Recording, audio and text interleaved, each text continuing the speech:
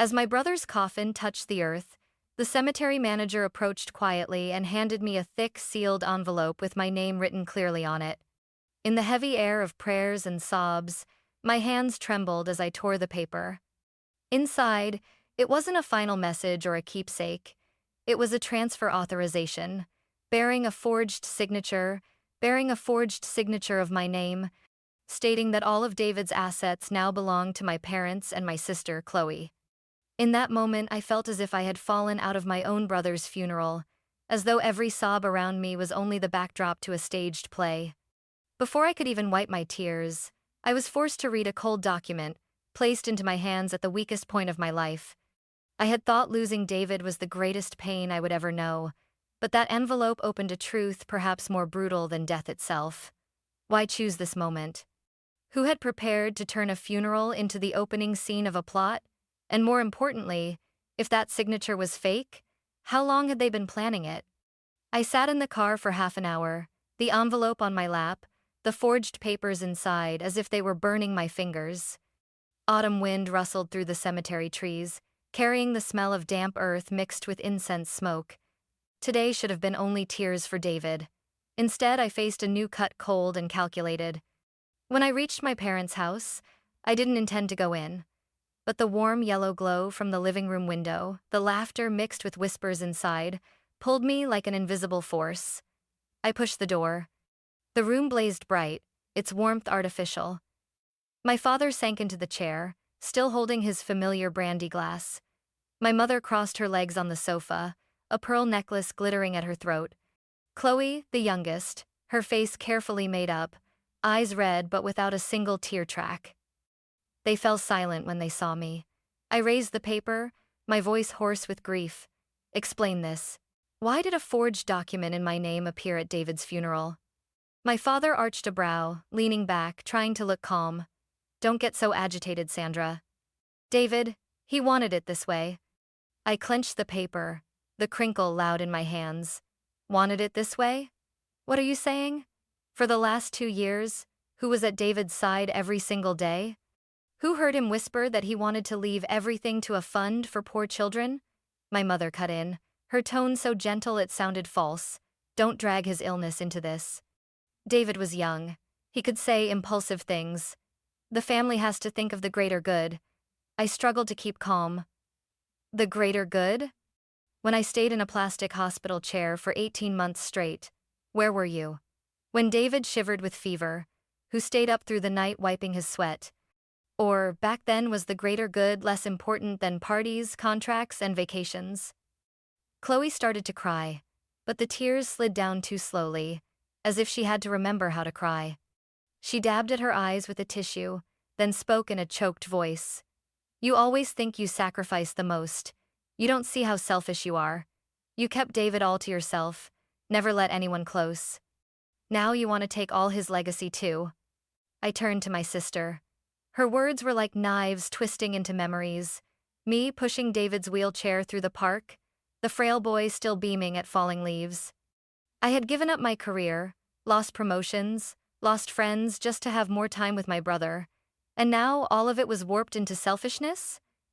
I gripped the edge of the table to keep from shaking. Chloe, you never came to the hospital once during his final treatment. Don't pretend to cry and call me selfish. Then I heard the steady click of heels on the wooden floor. From the shadowed corner, a familiar voice. Sandra, stop. I turned, and my heart sank. Melissa, my college friend, the one who had sat with me through the worst days after my divorce, now standing there, leaning against the wall, arms folded. Her eyes slid away from mine, as if she knew her presence was its own betrayal. You're here too? The words broke out of me. Melissa sighed, stepped forward, her voice low but firm. Sandra, listen to them. Don't make this messier. The room fell into a suffocating silence. I looked at each face, my father's calculating gaze, my mother's faux softness, Chloe's forced tears, and finally Melissa, the friend I had trusted most, now on their side. In that instant, I understood. I had lost my family and a friend. But that loss did not break me. It lit a different fire in me, one they weren't ready to face. I tightened my grip on the envelope, drew a long breath, and spoke slowly, each word like a nail driven in. If you all want to turn David's funeral into a staged hearing, then be prepared. I will not let anyone touch what my brother left behind. Back at my apartment, I slammed the door behind me, my back pressed to the cold wood, lungs struggling for air. The room was dark, only streetlight leaking through the curtain, painting long streaks of gold on the wooden floor. I loosened the mourning scarf, the stifling weight slipping from my shoulders, but my heart stayed heavy. The desk lamp, casting its glow on the forged contract, like a stain that would not wash out. The tick of the wall clock sounded dry, each beat stretching endlessly. My father's words echoed in my head. David wanted it this way. But I knew that wasn't true. It couldn't be. I pressed both hands to my face, trying to push away the shards of memory flooding back. But the more I tried, the sharper that final night in the hospital appeared, each detail like a knife edge. That night it rained steadily, hospital windows fogged with condensation. The white room smelled of antiseptic. The IV dripped steadily, its rhythm joined by the intermittent beep of the heart monitor. I stayed at the bedside, holding David's thin, icy hand. My brother, once strong, once running with me along the river every summer morning, was now skin and bone. His hollow face, his deep-set eyes still glinting with a light I'd never forget. He opened his eyes, looked at me, lips trembling. I leaned close, his breath brushing my cheek, weak but clear. "Don't let them take it. You'll know what I mean." I startled, asked back, my voice a whisper as if any louder might drain him. "Take what? Who are you talking about, David?" But he only shook his head, gave a tired smile, and closed his eyes again, sinking into sleep. I, clutching his hand, bewildered. I told myself it was fever talk, the scattered thoughts of a body near exhaustion. I didn't dare think further, much less press him to explain. Now, in my empty apartment, those words rang out, as clear as if they had just been spoken. He had known something. He had tried to warn me. And them David mentioned, there was no guessing anymore. It was obvious. A chill ran down my spine. My whole body trembled, not from the cold outside but from the new awareness. David had left me a message, a final instruction. I shot up from my chair, striding to the corner where I had kept the hospital box. For 2 weeks I hadn't opened it, as if leaving it sealed kept him close. The brown cardboard box still bore its hospital tape, a thin coat of dust on top. I knelt on the floor, took a box cutter, sliced through the tape. Each rip sounded like tearing open an unhealed wound. The lid popped. The familiar smell of antiseptic wafted out. On top were the books David had brought to read during treatment. A novel still marked mid-page, a few of Shakespeare's plays. I turned each one, touching the creased pages. Memories rose. David laughing, saying reading helped him forget the pain for a few minutes. Beside the books lay the blue scarf I had knitted him the winter before. The yarn was frayed, still carrying the hospital scent. I pressed it to my face, tears spilling, chest tight. Then came his notebook, some family photos, a snapped pencil. Each item was a shard of memory, making me want to cling and run all at once. I was about to close the box when my eyes caught a small object wedged at the bottom. A thin, clear, worn plastic case stuck between cardboard and books. I pulled it out. On the lid was a white paper label, handwriting I knew well, slanted and uneven but firm. For Sandra. My hand shook as I opened it. Inside was a plain black USB stick, cheap and ordinary. Yet in that moment, it felt as heavy as the world. I closed my fingers around it, my chest tightening, breath quickening. David had prepared. He had known.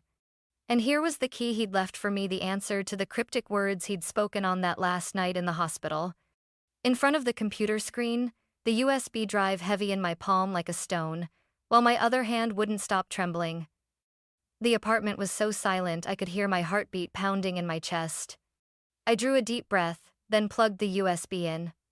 A soft chime rang, and the screen instantly showed a single folder with a short name, Trust. My fingers moved slowly, as if lost in a maze. I clicked it open. Dozens of PDF files and scanned images appeared, neatly numbered by date. My vision blurred, but I could still make out the familiar titles: Draft, The David Walker Foundation, PDF, Email with Hayes, PDF, Bank Transfer, .jpg. I opened the first file. A faded scanned page appeared, David's signature at the end of the draft, shaky but unmistakable. Reading line by line, my heart pounded so hard it hurt. David had contacted a private lawyer to establish a fund called the David Walker Foundation, with me designated as trustee. So his assets would become scholarships for poor children with rare blood diseases. I covered my mouth, emotion surging through me. I could picture my brother in that sterile white hospital room, battling pain while quietly preparing everything. He hadn't thought of himself, of luxury, or of glory, only of how his death could help save other children. To me, David had always been the dreamer who wanted to be a doctor, who once wore superhero pajamas to chemotherapy, who told me, superheroes are brave even when they're scared. And now, even gone, he had chosen to be a hero. But that swell of emotion was quickly crushed by a strange detail. I flipped through more emails. At first, David exchanged regularly with the law office, clearly stating his intent to set up the foundation. The lawyer replied thoroughly, laying out the steps. But the final draft ended abruptly. I'm worried they might have found out. Please contact Hayes directly. Sandra will understand. The email had never been sent, only saved in drafts. I reread it over and over, a cold wave rising inside me. They had found out. David had felt someone watching, interfering. He hadn't made it to the final signature. Everything had been cut off just before the finish line. I clenched my hand to silence my racing heart. Faces filled my mind: Chloe, my parents, even Melissa in the living room last night, circling me with lies. I opened another file. This time it was a bank receipt. The number stood out clearly: $75,000. Sender: Chloe Walker. Recipient: an obscure law firm, its name sounding fake, as if invented to hide something. In the notes, emergency estate consultation. Chloe was barely in her 20s, her whole life supported by our parents. Where would she get that kind of cash? And why send it to a shady law firm at the exact time David was fighting in the hospital? The more files I opened, the colder the truth became.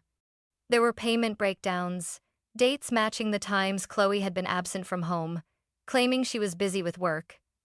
I remembered the calls she cut short, or never answered. I had thought she was simply careless. Now those gaps were used to bribe, to arrange their plot. Piece by piece, the fragments locked into a clear picture. David tried to set up the foundation but never finished. Chloe and my parents discovered it, funneled money to manipulate the process. Melissa had taken their side, and the envelope at the funeral was only the prelude. I leaned back against the wall, closed my eyes, and David's face appeared again, bright-eyed yet exhausted, his weak voice telling me, "Don't let them take it." Now I understood.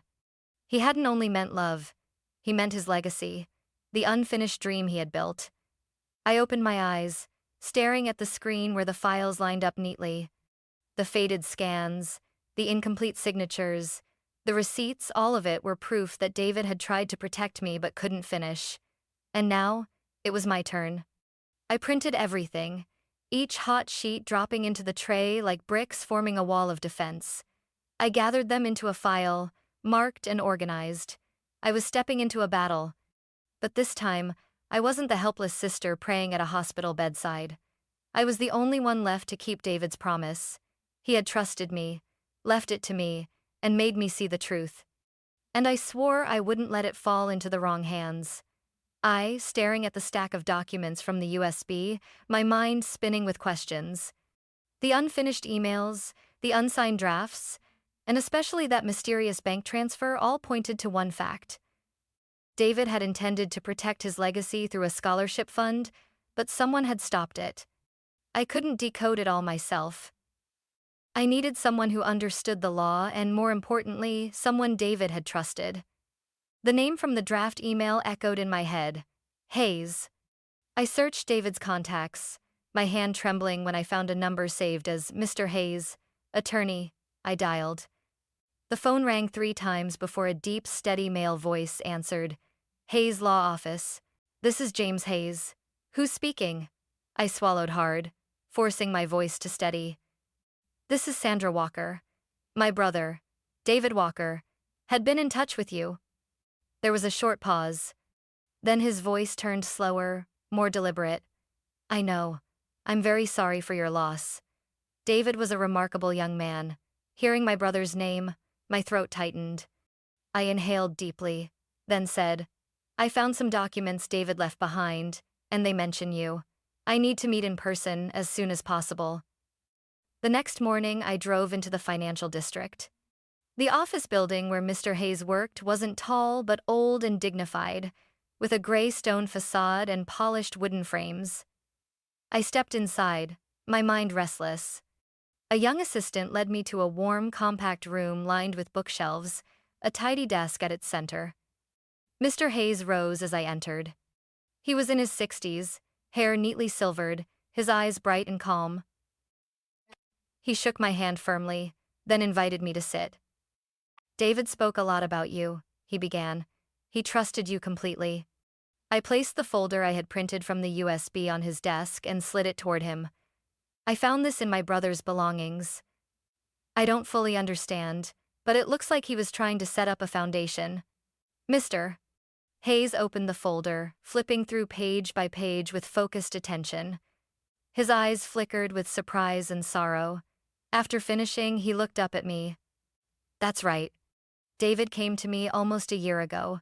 He clearly expressed his wish to create a scholarship fund in his name, and he designated you to manage it after his passing. My vision blurred with tears. Then why wasn't it finalized? Why does everything stop at drafts? Mr. Hayes leaned back, thoughtful. Because the files were stolen. Right before we could complete the process, someone interfered. They used schemes to delay us, even took some originals. David came to me the last time, deeply worried. He feared someone had discovered his plan. My chest tightened. The half-finished words in his final email flashed in my mind. I'm worried they might have found out. David had been right. I clenched my fists, asked, Do you know who did it? Mr. Hayes shook his head, then slowly pulled a separate folder from his drawer. I had suspicions and investigated. Money that manipulates legal procedures like this doesn't hide easily. And I discovered a name, one you wouldn't expect. He pushed the paper toward me. On it was a record of a large transaction, the payer listed as Melissa Bennett. No, it can't be. Melissa is my friend. We've been close since college. She was with me through my hardest days. Why? Mr. Hayes kept his steady tone. I understand the shock. But the record is clear. Melissa transferred a large sum to the same shady law firm you showed me from the USB. I also found her debt records. She owes tens of thousands from failed investments. Melissa had always complained about money, but I never thought she would betray me and David. Her image from last night, standing in my parents' living room, avoiding my eyes, it all suddenly made sense. I whispered, barely audible. So, the person I trusted most has turned against me. Mr. Hayes looked at me, his gaze both firm and compassionate. I hate to hurt you further, but it's the truth. Melissa was the bridge between Chloe and that firm. They used her to manipulate the files. I sat frozen, tears slipping down my cheeks unnoticed. My heart broke again, but alongside it, a cold fire took shape. This betrayal didn't just wound me, it gave me a clear lead. Now, I knew exactly who I was facing. I lifted my head and looked straight at Mr. Hayes. If David trusted you, then I will too. I will not let everything my brother worked so hard for fall into their hands. He nodded, gently pushing the file back toward me. I'll help you, Sandra. But from now on, you must be ready. For a real fight. They don't just want the money. They want control. And they won't stop. I gripped the file tighter, the rustle of paper sounding like a warning. Every word, every piece of evidence was leading me deeper into the maze my family and my closest friend had already set. But this time, I wasn't alone. I drove out of Mr. Hayes's office, the late afternoon sky sinking into a heavy gray. Streetlights flicked on along the avenue, cars streamed past in a blur, and I could no longer tell which way was which. On the passenger seat, the thick file lay still, a weight pressing on my chest. The name still echoed. Melissa.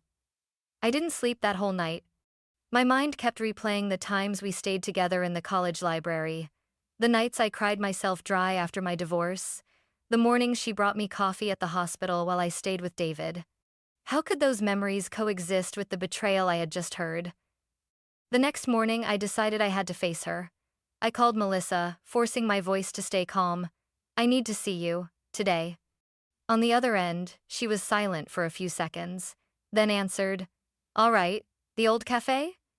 The cafe sat on a familiar corner, where we used to spend hours writing our theses and planning our futures. Now, as I pushed the door open, the place felt foreign. Melissa was already sitting in the back corner, wearing a beige coat, dark circles under her eyes from lack of sleep. When she saw me, she gave a faint smile, trembling as if it had no life left. I pulled out a chair, looking her straight in the eye. "Do you have something to tell me, Melissa?" She avoided my gaze, twisting a tissue in her hands.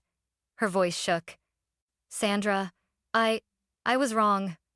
I clenched my fist to keep from shaking. "I want to hear it exactly." Tears spilled as Melissa bowed her head, choking out. "Chloe's real estate company. I was weak. I couldn't fight them." I closed my eyes for a few seconds, took a deep breath. My heart ached, but my voice stayed even. "So, you betrayed both me and David?" "I didn't want to," Melissa sobbed. "I thought it was just a few signatures, a few papers. I never imagined it would get this bad." I watched silently. On the table, Melissa's purse gaped slightly, and for a split second I caught a tiny red light blinking from a recording device tucked inside. My throat went cold. I kept my composure. "Melissa, you can call me selfish if you want. They can say I hoard everything if they like. But you know who stayed with David until the very end? You also know that if everything falls into their hands, David's dream will be buried."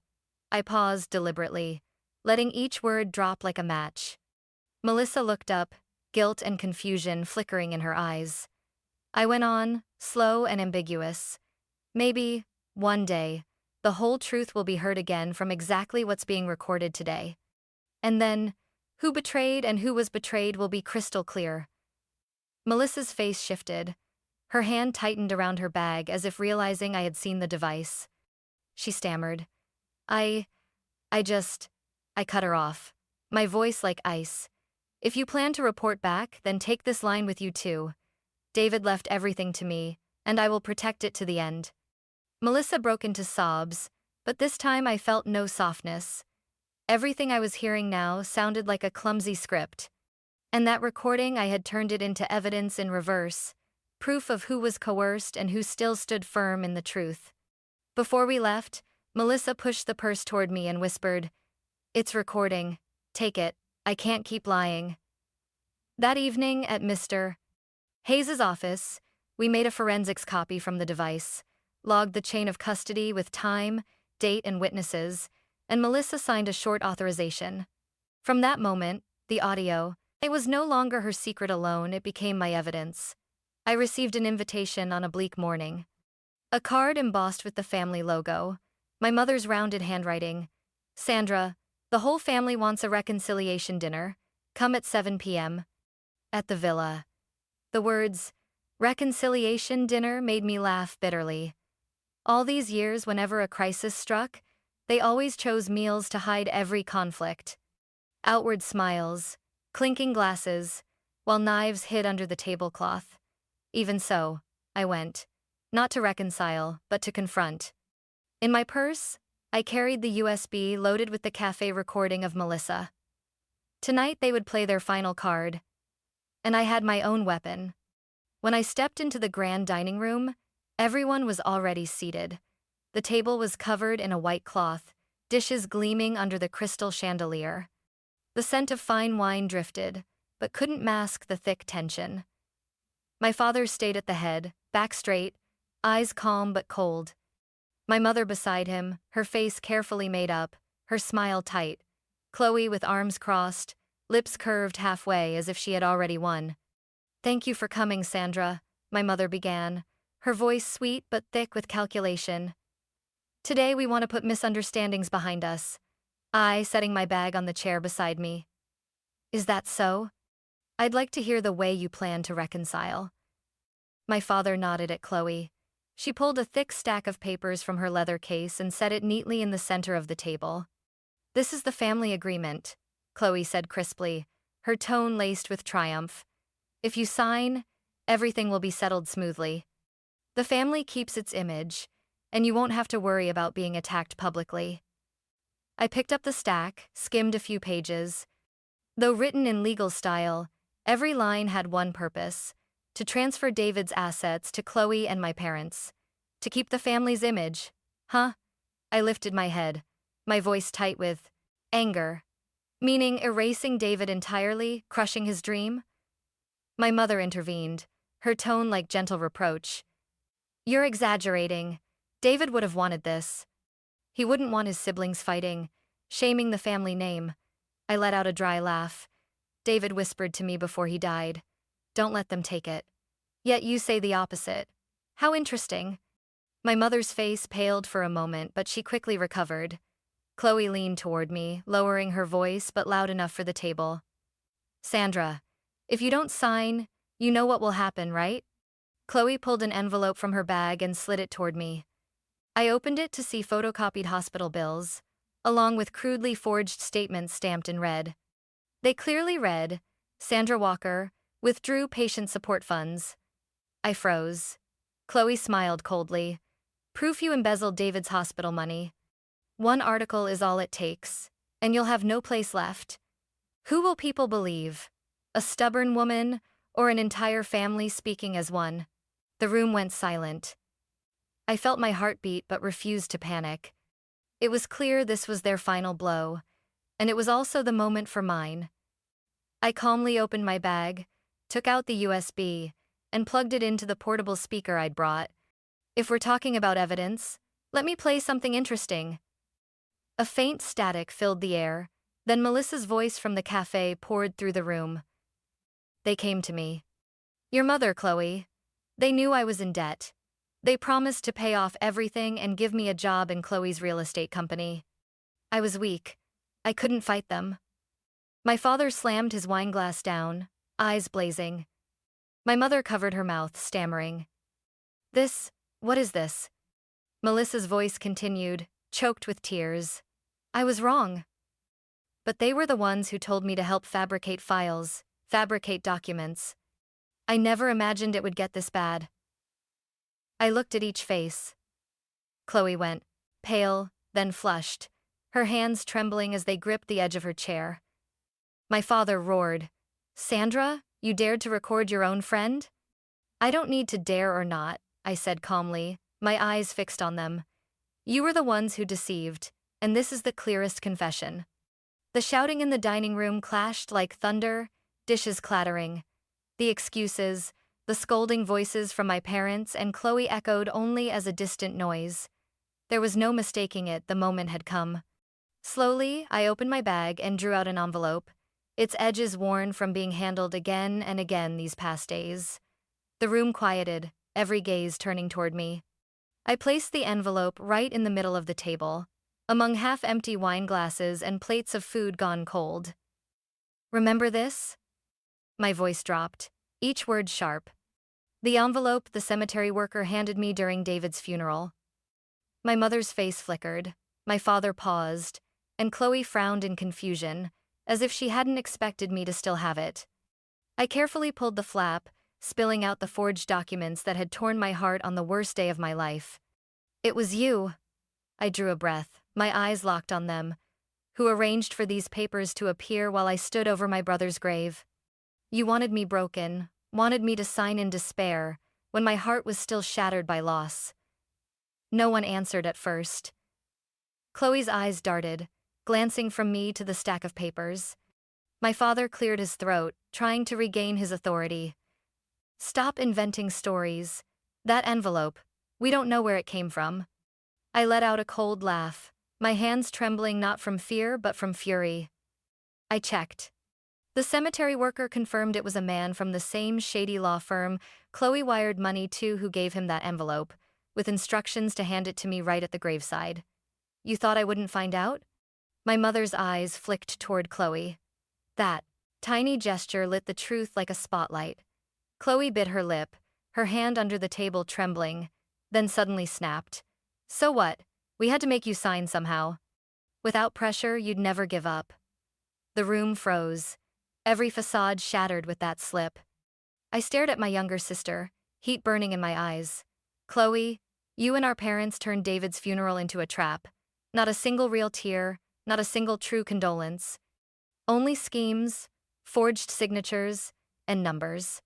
I shoved the papers toward them, my voice hard. This is proof of your cruelty. My father's voice rasped. You're destroying yourself, Sandra.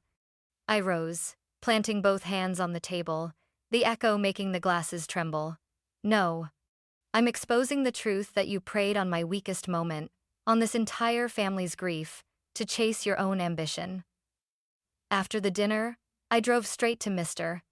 Hayes's office, though the night was late. The hallway lights still glowed, and his silhouette showed through the glass window. As soon as he saw me, he opened the door, his face tightening at the sight of the file in my hand. Sandra, I suppose you couldn't wait until morning? He asked, his voice low but full of sympathy. I laid the funeral envelope on his desk, next to the USB, and said firmly, we have to submit everything now. We can't let them keep manipulating. Mr. Hayes opened each set of documents. He nodded when he reached Melissa's recording, then lingered longer at Chloe's cash transfer receipt. This is the key, he said with certainty. It proves abnormal transfers to that law firm. And the recording shows the motive. I sat straight, my fingers interlocked. Is it strong enough to stand in court? He looked at me, his eyes steady but warm. Not only strong enough, but compelling. With David's emails on the USB, the transfer receipts, and Melissa's indirect confession, we have a case ready for immediate court intervention. The next morning, I walked into the county courthouse with Mr. Hayes. The long white hallway glared under fluorescent lights. I clutched the file bag, feeling as if I were holding David's very life in my arms. We filed an emergency petition, attaching all evidence. The USB, the recording, the transfer receipts, and the forged envelope from the funeral. The clerk checked, sealed each bundle, and noted every detail. We requested an emergency injunction to freeze all accounts pending review.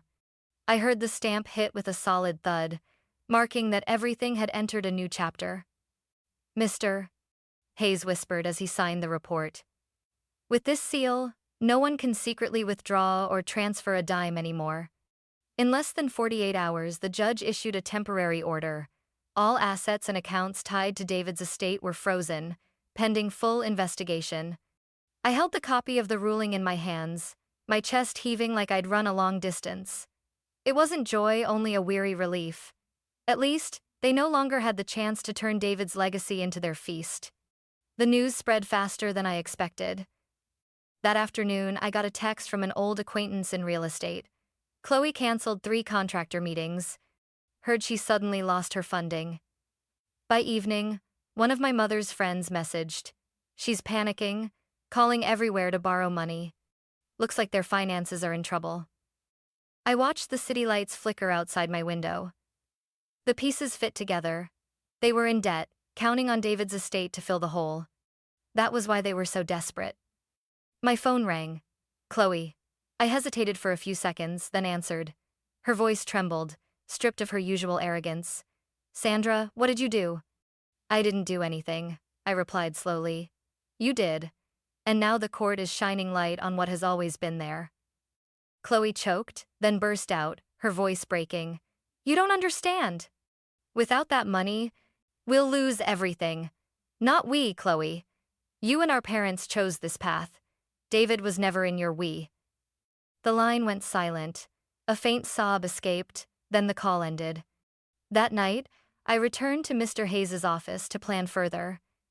He spread out a timeline in front of me, investigation steps, a list of witnesses, and the likelihood the case would reach the press. "They'll be cornered," he said calmly, "and when a family drowning in debt suddenly loses its lifeline, their desperation will show." As night fell, in my living room, the soft yellow lamp glowing over the stamped order, I thought of David, of his final words in the hospital.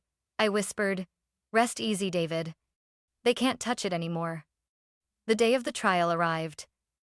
My legs felt twice as heavy as I climbed the marble stairs to the courtroom, gleaming yet cold, echoing with footsteps.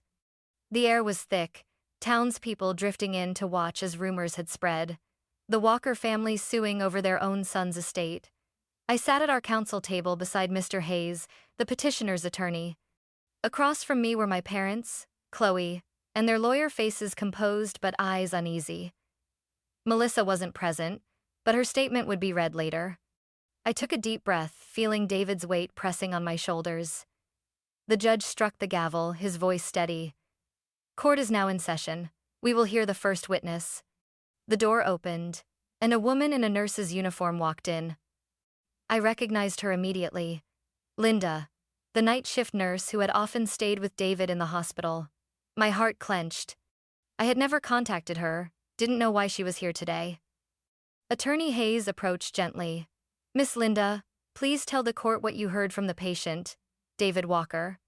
Her voice trembled but was clear. "On one of the last nights, David was very weak. I sat by his bed holding his hand. David said that if he didn't make it, everything he had left must belong to his sister Sandra. He believed only she could carry out his wish to help poor children suffering from the same illness." The room was so silent that the rustling of paper could be heard. I bit my lip, tears glistening but not falling. My parents tried to hide their unease, while Chloe raised her brows, lips pressed tightly. "Are you sure David said that?" the opposing lawyer pressed. Linda nodded firmly. "I'm a nurse. I keep the habit of writing in my shift journal.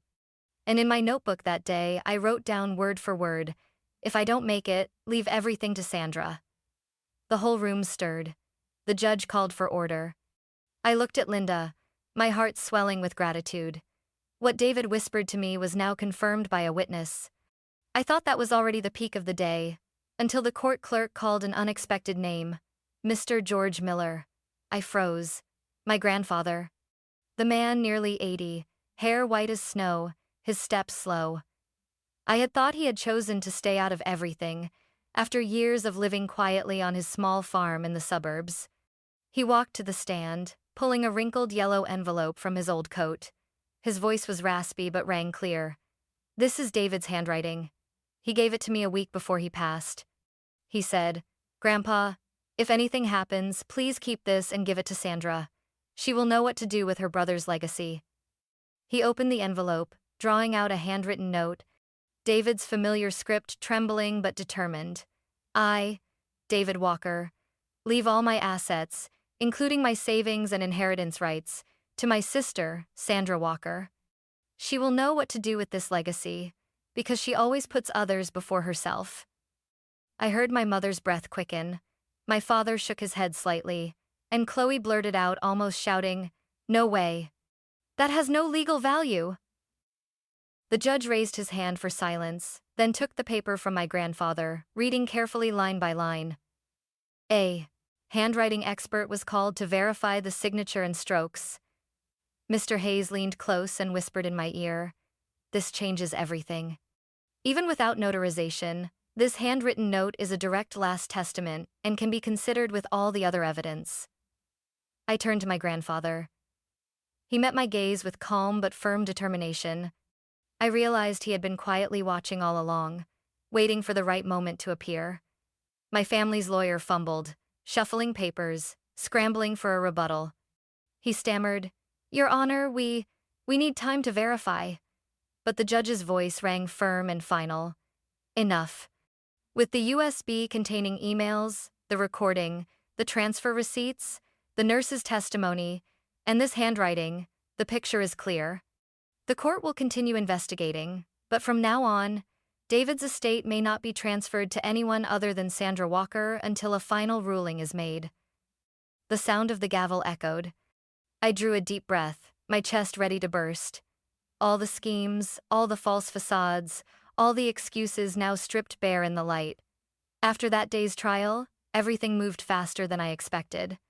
News that had once stayed inside our family began to appear in local papers, then spread to regional television. Headlines were blunt: Walker family under investigation over inheritance documents, alongside images of my parents leaving court with heads bowed. I stared at the screen, my heart heavy. These were my parents, the ones who taught me to read, to tie my shoes, now named in criminal accusations. Chloe, once wrapped in her confident air, became a subject of gossip. Reports exposed her large transfer to a shady law firm, real estate forums filled with biting comments, an arrogant amateur. Who would still do business with her? I heard her engagement had been called off. Her fiancé's family, long rooted in business tradition, refused to be tied to legal scandal. One evening, I saw Chloe on television, pale-faced, leaving a high-end restaurant. Cameras captured her fiancé pulling his hand from hers and walking away, leaving her frozen in front of flashing lights. It was clear how bold Chloe could be, but when I saw a helpless tear slip down her face, my heart sank. No matter what, she was still my sister, but the choices she made had dug her own pit. My parents, meanwhile, were buried in investigation. The prosecutor's office officially requested handwriting analysis of the funeral envelope. Preliminary results showed strokes matching documents previously handled by my father in another transaction. When police came to collect more papers, neighbors watched, whispering. The house, once considered a model family home, now stood as a monument of shame. My mother, always so careful about reputation, barely appeared in public anymore. An old friend of hers called me quietly. "Sandra, your mother hardly leaves her room. She sits for hours staring at an old family photo." I didn't know whether to feel pity or anger. I still remembered when she handed the envelope to the cemetery manager, cold and ruthless. But I also remembered her sitting beside me on my 12th birthday, cutting cake and singing. The tangled feelings left me torn. And Melissa, the friend I once trusted most, had lost nearly everything. When the recording was played in court, where she admitted being bought by my family, her reputation collapsed. Her company officially terminated her for damaging credibility. I heard many mutual friends cut ties. A former coworker told me once they found Melissa sitting in her car in the lot, crying for hours. Part of me still hurt thinking of her. But I couldn't forget that moment in the cafe, seeing the red blink of the recording device in her purse. That betrayal, I could never dismiss. Meanwhile, I stepped into a new role, the legal guardian of David's estate. The court issued an official order. Sandra Walker is the sole trustee and guardian of the inheritance of David Walker, until the David Walker Foundation is established in accordance with the wishes of the deceased. I held the ruling in my hands, feeling both heavy and light. Heavy with the immense responsibility, light because finally, after all the storms, the truth had been acknowledged. No one could dispute or strip away what David had entrusted to me. Mr. Hayes congratulated me in his small office filled with the scent of polished wood. "Sandra, from now on you're not only protecting yourself but also David's dream. I know you're strong enough." I answered softly, "I couldn't have done this without you." He smiled, his eyes kind. "But it was you who stood firm, when everyone else turned against you." That evening, I returned to my apartment. I took the USB labeled for Sandra from its wooden box and set it beside the court order. The yellow lamplight reflected off it, and I remembered David's eyes on that last night in the hospital. "You see, David? They couldn't take it away. You were right. You knew I could do it." Outside, the city glowed with lights. Inside me, amid pain and loss, flickered a new flame, the flame of justice finally shining over all that had long been hidden. When the court order officially took effect, I spent the next several weeks organizing documents and beginning the foundation my brother had dreamed of. From the drafts David left on the USB, Mr. Hayes and I shaped a complete charter. Every line felt like it carried David's breath, a young man who dreamed of turning his illness into a drive to help others. We chose the name the David Walker Foundation. Mission: to support medical students researching rare blood disorders, the illness that claimed my brother's life. I wanted every scholarship awarded to be a small step toward the light David never reached. Angela, the neighbor who often brought me warm bread during hospital nights, unexpectedly offered to help. One afternoon, she arrived with a stack of notes. "I don't have much money, Sandra," she said with a gentle smile, "but I have experience running community funds. I want to stand with you." I squeezed her hand. In that moment, I realized family isn't always bound by blood. Sometimes, real love comes from those with no ties at all. Mr. Hayes handled all the legal work, from nonprofit registration to opening an independent bank account. I knew he was older, but whenever he sat over the paperwork, his eyes lit up as if he had found a new reason to keep giving. "This is the last gift I can give David," he said quietly, "and a gift for the next generation." The launch ceremony of the foundation was held at a small hall in the nearby medical school. No fireworks, no elaborate backdrop, just a wooden podium, rows of neatly set chairs, and faces glowing with hope. I stood at the podium, my hand trembling around the microphone. Below, Angela smiled encouragement. Mr. Hayes nodded reassurance. I told everyone about David, a young man who lived only 28 short years but brimmed with dreams. I repeated his words in the hospital. "Don't let them take it, you'll understand." And today, I was not only keeping his legacy safe for myself, but opening it as a door for so many others. After my speech, we announced the first scholarship recipients. As I read the names, their eyes shone. Some broke into tears. I glimpsed David's presence in each of their faces. A few months later, I unexpectedly received a handwritten letter, clumsy in script. The sender was a 13-year-old boy named Noah, a patient with a rare blood disorder. A medical student funded by the foundation had joined a clinical trial team that helped Noah access new treatment. The letter read, "If it weren't for you and your foundation, I wouldn't be here to write these words." Tears streamed down my face. The next day, Noah's mother brought him to the foundation's office to meet me. The frail boy, eyes large and bright, held my hand and whispered, "Thank you for giving me another chance to live." In that moment, every bitterness, every wound in my heart felt soothed. That evening, I stayed late at the office. The small room glowed with light. On my desk, I placed David's silver ring, the one I had carried through this entire journey. The last rays of the day streamed through the window, catching on the ring, shining like an eternal candle. Some family stories make us ask, does kinship always mean trust?